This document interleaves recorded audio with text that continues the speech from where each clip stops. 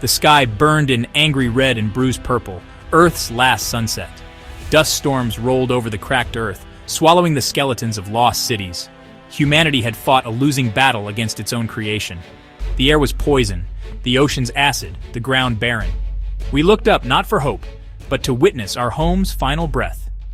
We were the last generation, Earth's pallbearers. On July 23, 2025, the last great engine prepared to launch. A single tower of metal stood against the dying light, a monument to desperation and will. Around it, the remnants of our species gathered in silence, faces masked with grief, flickers of hope, or perhaps just acceptance. We were leaving, abandoning the cradle that nurtured us for millennia. The final broadcast played, images of green forests, blue oceans, bustling cities, a ghost story for a dying audience. Children watched, wide-eyed.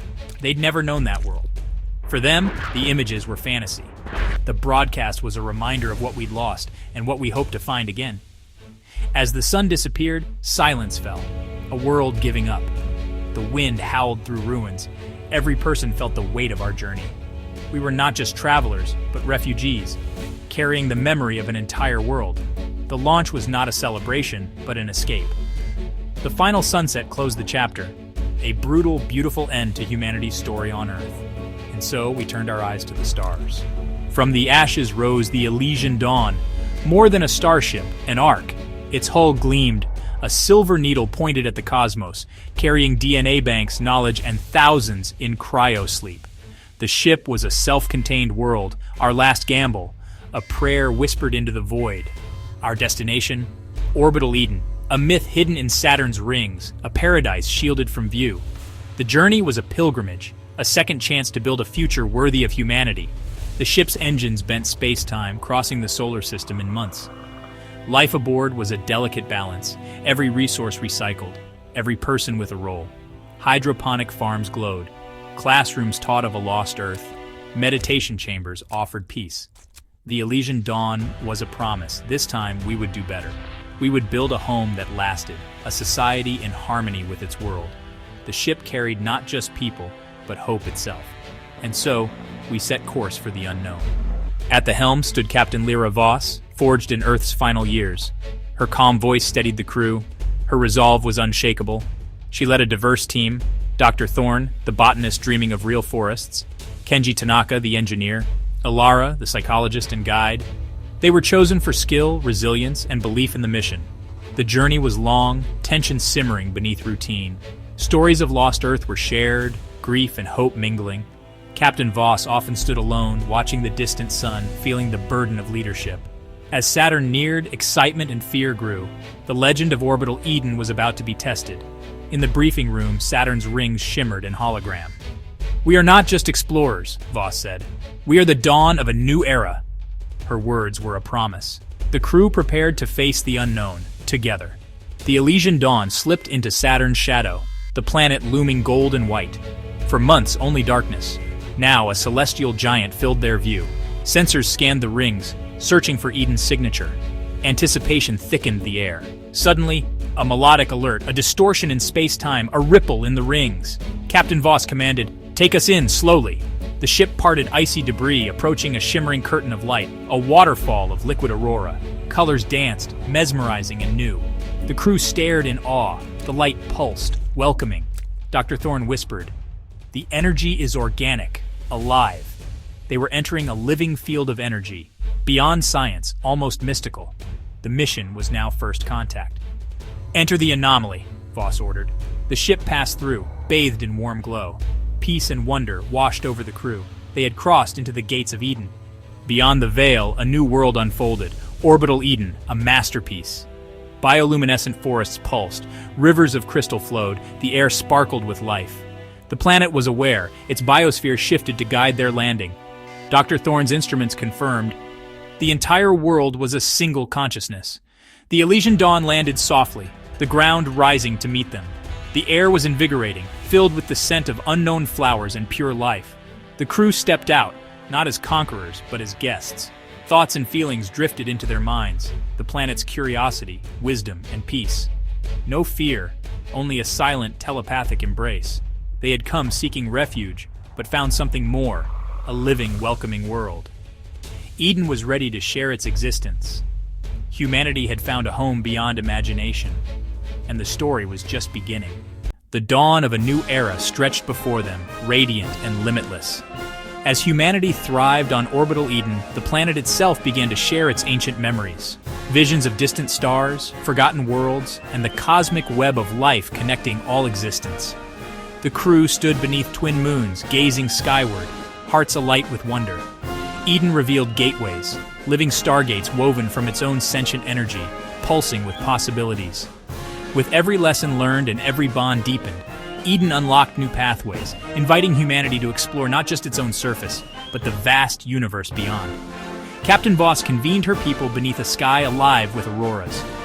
"We are no longer refugees," she declared, her voice resonant with hope and unity. "We are explorers, ambassadors of a new harmony between worlds." The crew cheered, joined by Eden's gentle song, their voices woven into a tapestry of promise. Together, they prepared to embark on journeys to other living worlds, carrying the wisdom of empathy, coexistence, and renewal. Their story was no longer one of survival, but of stewardship, of becoming a beacon for all who sought connection amidst the stars. Humanity's journey had transcended the confines of a single world. Now, with Eden as their ally, they reached for horizons unbound, ready to kindle new lights in the endless night, and to share hope wherever life might bloom. In the days that followed, Eden transformed the crew. Its food healed their bodies, old scars and ailments faded.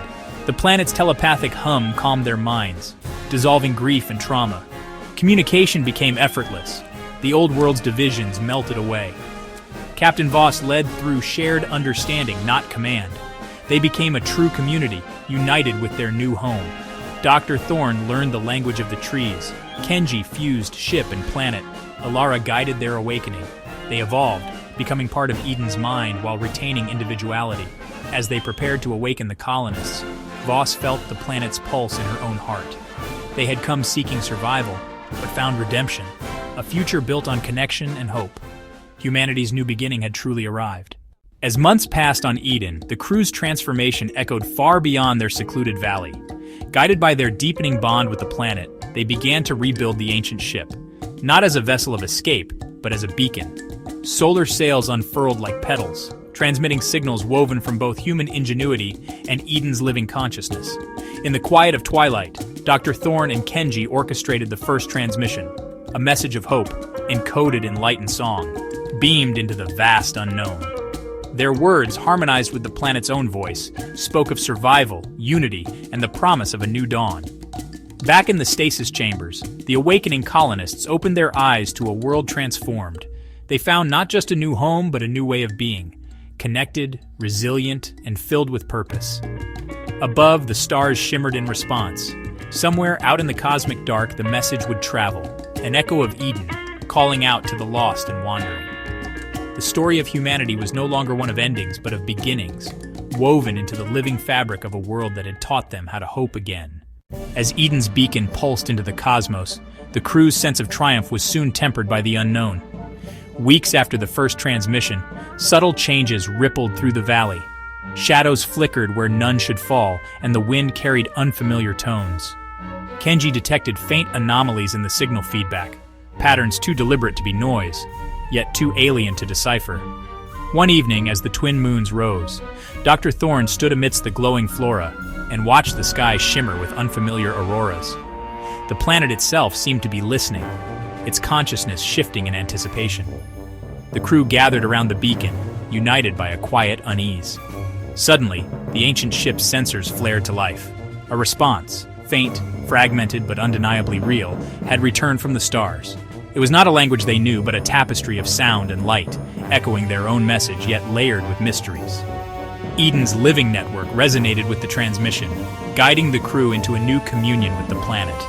Through shared dreams and waking visions, they glimpsed possibilities, distant worlds, kindred spirits, and threats lurking in the interstellar dark. Faced with the promise of contact and the peril it might bring, the crew stood at the edge of a new frontier. Their journey was no longer just about survival, but about forging connections in a vast, unpredictable universe. The whispering veil between worlds had parted, and humanity's next chapter beckoned with both wonder and uncertainty. As the alien transmission reverberated through Eden's valleys, the crew faced a crossroads that would define not just their fate, but the destiny of all who might follow.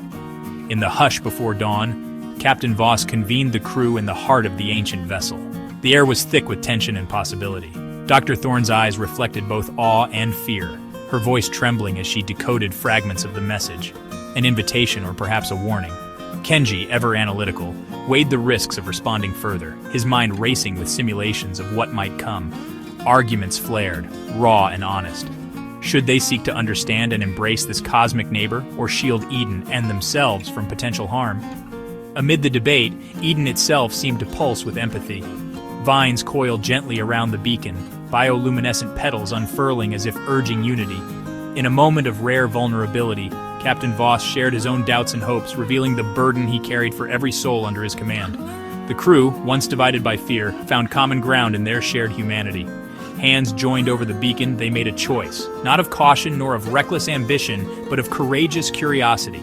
Together, they crafted a new message, a mosaic of their dreams, fears, and the story of their journey. As the signal soared into the dark, each crew member felt the weight lift. A sense of belonging, not just to Eden, but to the universe itself.